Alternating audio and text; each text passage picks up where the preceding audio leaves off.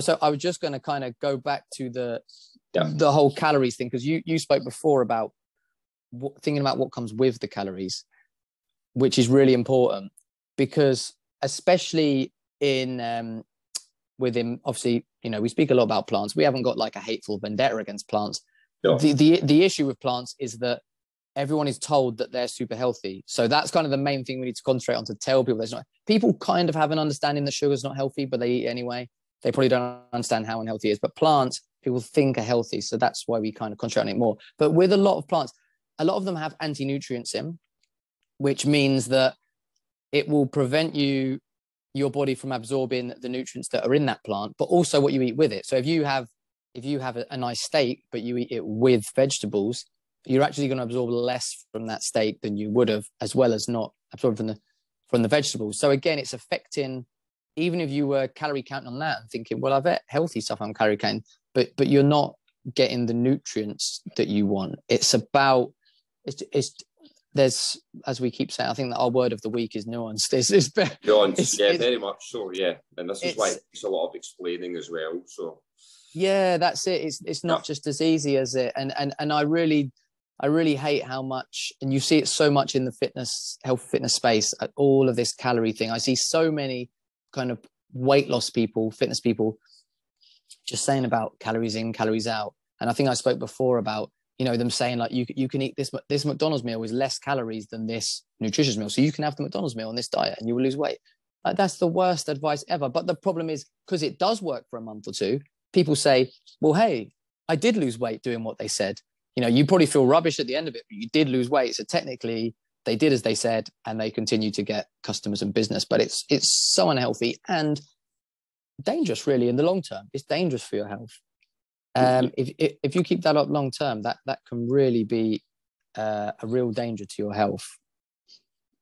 Yeah, absolutely. And I've seen a lot of this content, a lot of these reels about, you know, and they'll make a video and they'll have noodles and spicy sauce and say, oh, there's only X amount of calories in this, and it's absolutely asinine. You know, it really is. And as you say, it might paper over the crack short term and get results, but it is not conducive to long term health and nutrition. We'll see these exact same people, or these fitness people, in 10, 15 years' time, and see what they look like when, you know, they're not able to, you know, they may well keep the same sort of diet, but they're not going to age well, and they're not going to look as good as and feel as good and be as healthy as somebody who's done it the proper way, you know, the correct way, which is, you know, restricting the range of time,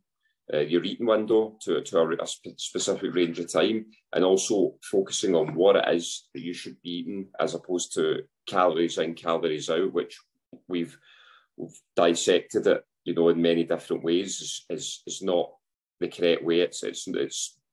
It's not correct at all. It's a terrible way to go about it. And yeah, it's bad education, and this is exactly what we're doing here. We're educating people on the correct way to do it. That the science actually backs all this up as well.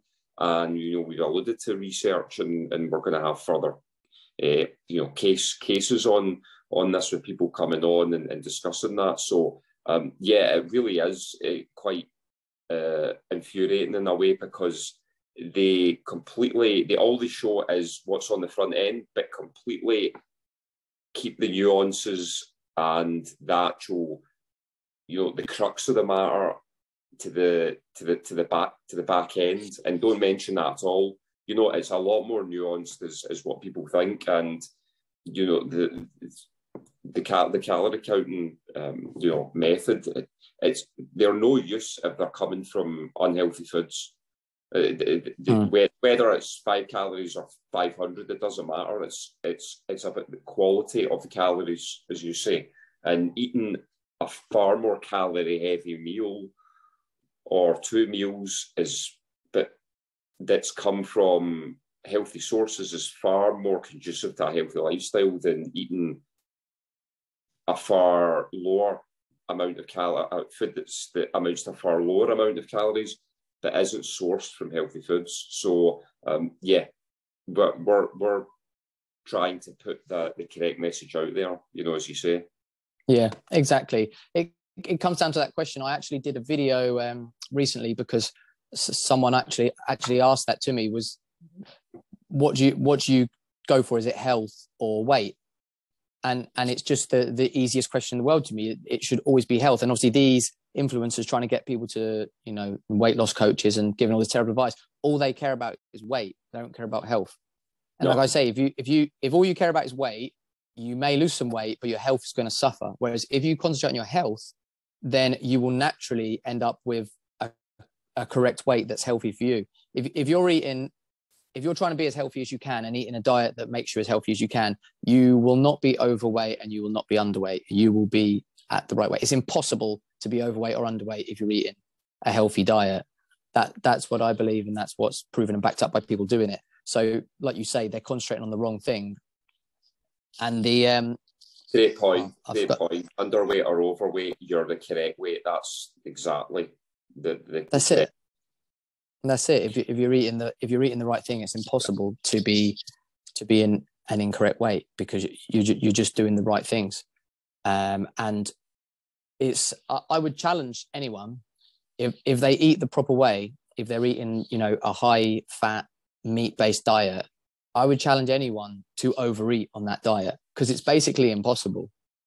Because firstly, it's your body uses everything and uses it up.